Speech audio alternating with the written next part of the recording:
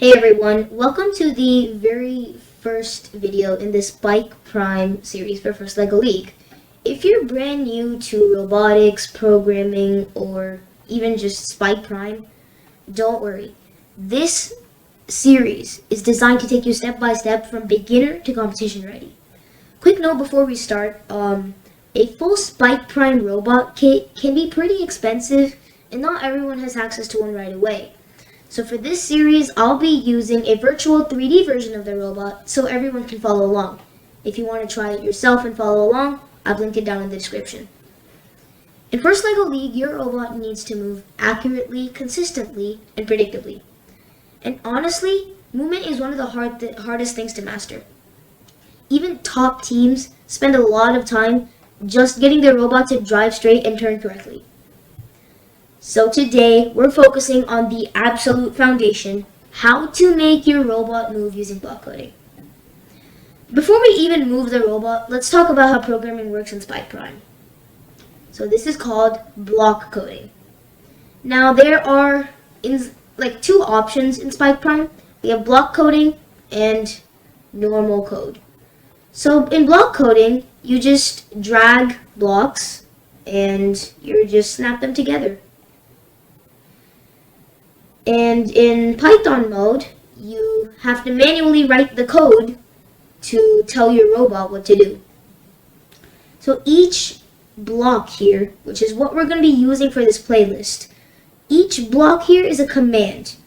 So you're kind of giving instructions to your robot. For example,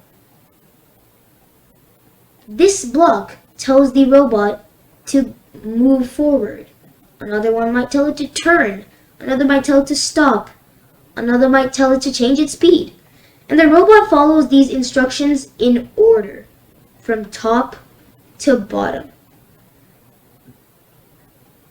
So here, this sequence, it's going to start by going straight, and then it's going to turn right, and then we have to wait. And it's going to do it in order. Your robot is not thinking. It's doing exactly what you tell it to do, step by step. So if something goes wrong, it's not the robot's fault most of the time, it's the code. So let's start with our first movement block, the go straight block. So right now, this block says go straight 20 centimeters, then hold. So 20 centimeters is the distance we want it to go. You can change the distance from centimeters to rotations. A rotation is basically a full circle of a wheel. So if we have a point at the wheel at the beginning of your rotation, one rotation means it full circles around and then comes back to that same spot. That's how much the robot moves.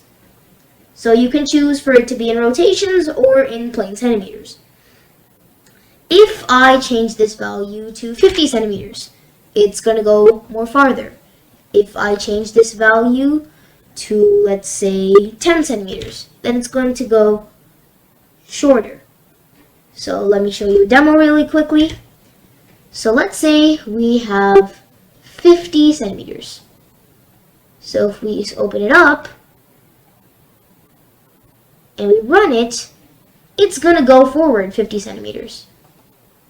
If we change that number to 20 centimeters, it's going to go a shorter distance. If we change it to 10 centimeters, it's going to go even shorter. So, what does hold mean? So in this case, hold means that it's just going to stop. Which means instead of rolling forwards after you brake, it's going to start resisting movement. It won't fully brake. It's just going to prevent the robot from going any farther. We have a few options here actually. We have hold, brake, and coast. Hold, we just went over. Brake means it's just going to come to a full stop. And coast means it's not going to resist any movement. So after it goes straight, it's just going to go however much momentum it has. So close smile looks something like this. So as you can see, it just went a bit more farther than a break.